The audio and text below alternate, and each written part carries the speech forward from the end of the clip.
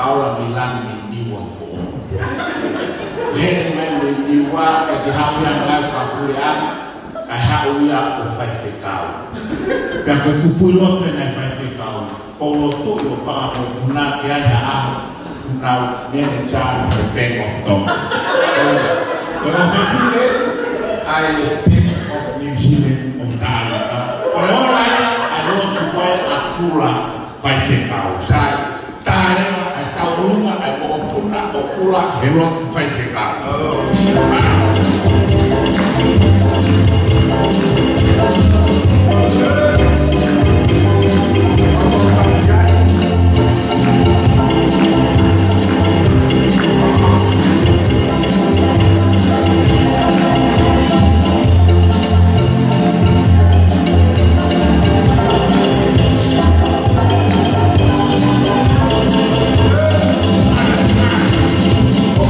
Yeah.